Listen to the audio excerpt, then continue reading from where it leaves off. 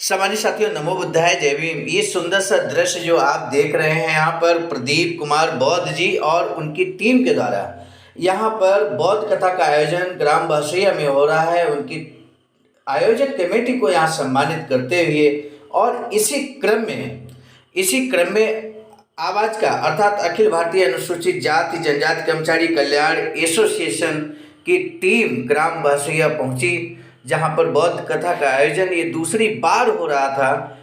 पहुंचकर वहां के आयोजक कमेटियों को सम्मानित किया, बाबा साहब की फोटो भेंट कर सप्रेम भेंट करते हुए परम आदरणीय रामनरेश गौतम जी जिला कोषाध्यक्ष आवाज का कन्नौज अपने सपरिवार सम्मिलित हुए और साथ ही साथ आयोजक कमेटी को यहाँ पर सम्मानित करते हुए मैं स्वयं सर्वजित आर्य जिला अध्यक्ष आवाज का कन्नौज यहाँ पर सम्मानित करते हुए और नेतृत्व प्रदान किया परम आदरणीय रामनरेश गौतम जी ने।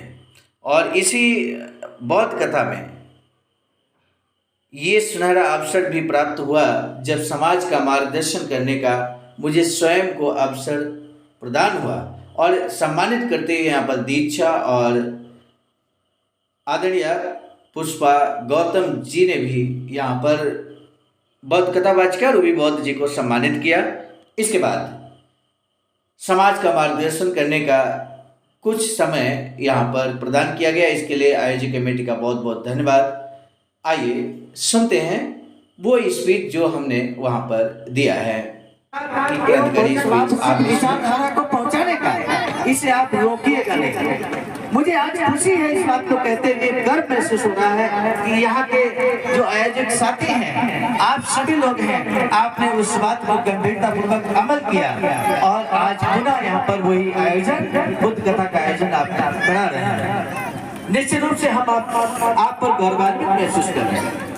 आज इस अवसर पर जो हमें कुछ बातें कहने का अवसर दिया गया, हम आयोजक कमेटी का धन्यवाद ज्ञापित करते हुए हमारे बीच में ही महानुभाव अतिथिगण मौजूद हैं। हम आप सभी का सम्मान प्रकट करते हुए, माताओं बहनों का धन्यवाद ज्ञापित करते हुए, सम्मान प्रकट करते हुए अपनी कुछ बातें जरूर हम आपसे कहना चाहेंगे। इससे पहले कि हम अपनी बातों को आपसे साझा करें, थोड़ा सा परिचय देना हम उचित समझते हैं। मैं सर्वजित आर्य, मेरा नाम सर्वजित आर्य है। हम एक संगठन में भी काम करते हैं, जिला अध्यक्ष के रूप में अखिल भारतीय अनुसूचित जाति जनजाति कर्मचारी कल्याण एसोसिएशन, जिसे संक्षेप में आवाज का कहते हैं। खटिया के बेनी माता इंटर कॉलेज में प्रधानाचार्य के रूप में हम कार्यरत हैं। ये हमारा संक्षिप्त परिचय है। हमारी टीम के साथी परम आदरणीय रामनरेश गौतम जी अपने पूरे परिवार के साथ इस कार्यक्रम में सहभागिता कर रहे हैं। अन्य भी मिश्री साथीगण हमारे बीच सहभागिता कर रहे हैं। आज इस बात पर विचार कीजिए कि जो बुद्ध कथा का आयोजन आपके गांव में लगातार दूसरी बार जो हो रहा है, इसका उद्देश्य क्या है? क्या आपने जब पिछली बार बौद्ध कथा का आयोजन हुआ था और अब पुनः एक बार हो रहा है, इस बीच में कोई परिवर्तन देखा है या नहीं देखा है? परिवर्तन कहाँ? अपने आप में परिवर्तन। क्या आपने अपने आप में कुछ परिवर्तन किया है? क्या आपने बहुजन महापुरुषों की विचारधारा पर चलने का शुरुआत किया है? यदि नहीं किया है तो इस तरह की बौद्ध कथा का आयोजन निरर्थक साबित हो जाएगी। इसलिए माताओं बहनों, इस बात को ध्यान दीजिएगा। जो बातें यहाँ पर बताई जाती हैं वो संभवतः इससे पहले नहीं बताई जाती थी किसी कार्यक्रम में, लेकिन जो बातें यहाँ पर आपको बताई जाती हैं, समझाई जाती हैं, इस बात को अपनाने की जरूरत है। बुद्ध कथा का शुरुआत ही पंचशील से होता है, पंचशील बुद्ध वंदना से होता है। अगर उस बुद्ध वंदना के एक एक शब्द पर आप गौर करेंगे तो आप ऐसे ये जो बच्चे बैठे हैं, इनके अंदर ऐसे गुण आ जाएंगे कि आप गर्व कर सकेंगे। ये कभी चोरी नहीं करेंगे, ये कभी शराब नहीं पिएंगे, ये कभी झूठ नहीं बोलेंगे। ऐसे गुणों से ये बच्चे आके लैस हो जाएंगे। ये बात यहाँ पर सिखाई जाती है। बुद्ध कथा का आयोजन का उद्देश्य यही है कि हमारी आने वाली जनरेशन को एक ऐसा मार्ग मिले जो निश्चित रूप से आप उसमें गौरवान्वित महसूस कर सकें। आज आज इस बात को समझने की आवश्यकता है कि कई बार हमारे माताएं बहनें, कई बार हमारे लोग ये बात कहने लगते हैं कि आखिर हमारे बहुजन महापुरुषों ने हमें क्या दिया है। जब बात आती है बाबा साहब डॉक्टर भीमराव अम्बेडकर की, तब भी हम इस बात को कह देते हैं कि बाबा साहब ने हमको क्या दिया। हम इस बात को कहते हैं कि बाबा साहब ने हमको क्या दिया है।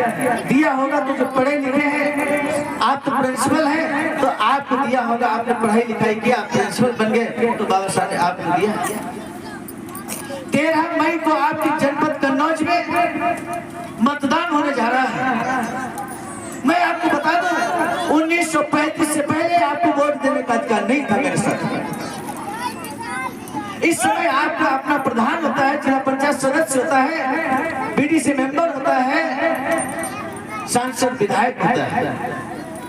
और आप जिस गांव में हैं, जिस विधानसभा में हैं, वहां के विधायक इस समय मंत्री हैं। उनको आपने चुना है अपने वोट के बदौलत। और 1935 से पहले वोट देने का अधिकार नहीं था।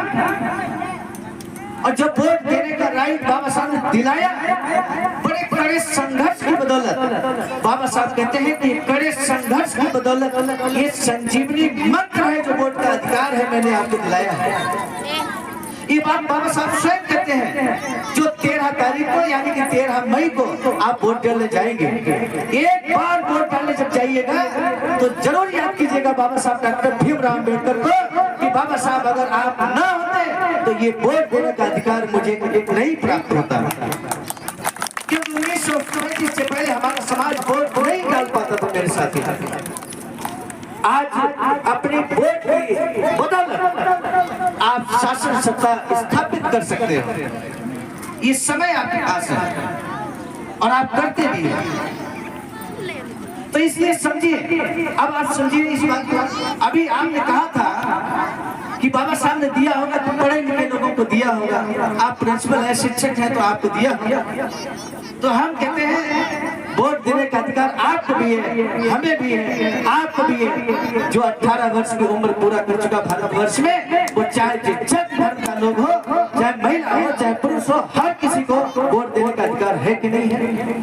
और वोट देने का अधिकार है तो ये अधिकार बाबा साहब, इस बात को समझने की आवश्यकता है। 17 अगस्त 1952 को बाबा साहब कहते हैं, बहुत खुले तौर पर इस बात को कहते हैं कि हमने अपने समाज के लिए 1952 की जब बात कर रहे हैं तो 25 वर्ष पीछे के संघर्ष याद करते हुए बाबा साहब कहते हैं कि हमने अपने समाज के लिए 3 महत्वपूर्ण कार्य किए मेरे साथ। 3 महत्वपूर्ण कार्य, वो 3 कार्य मैं 3 मिनट के अंदर बताने की कोशिश करूंगा। उसके बाद अपनी बात को समाप्त करूंगा। पहली बात, बाबा साहब कहते हैं कि मैंने अपने समाज में ज्वलंत स्वाभिमान पैदा किया। कैसा ज्वलंत स्वाभिमान मेरे साथी? याद कीजिए वो दिन, बाबा साहब कहते हैं कि पास में जलगांव है, जलगांव में एक ब्राह्मण भोज होता था। वहां पर हमारे लोग जानते कहाँ इकट्ठा होते थे? हमारे लोग जहाँ पर उस ब्राह्मण भोज की झूठी पत्तलें फेंकी जाती थी, वहाँ हमारे लोग एकत्र होते थे और उन झूठी पत्तलों को चाट कर अपनी पेट की जो भूख थी उसको मिटाया करते थे मेरे माता बहनों। इस बात को ध्यान दीजिए। लेकिन आज हम आपसे कहते हैं कि क्या आज इस तरीके ब्राह्मण भोज को आप स्वीकार करेंगे? क्या इस तरह के भोज को स्वीकार करेंगे जहाँ पर आपको झूठी पत्तलें आपकी समझ परोसी जाती हो? आप बताइए ना, इस तरह के भोज को स्वीकार करेंगे? हम आपसे पूछते हैं, ये प्रश्न आपसे हम आसमान से नहीं पूछ रहे हैं। क्या इस तरह की झूठी पत्तलों को आप स्वीकार करेंगे? अरे हाँ ना में जवाब दीजिए। जवाब नहीं देंगे हम आगे नहीं बढ़ेंगे। ऐसा भोज स्वीकार करेंगे आप? नहीं स्वीकार करेंगे। ये ज्वलंत स्वाभिमान जो आपके अंदर पैदा किया माताओं बहनों मेरे भाइयों, ये ज्वलंत स्वाभिमान पैदा किसने किया? इस बात को बताइए मेरे साथ।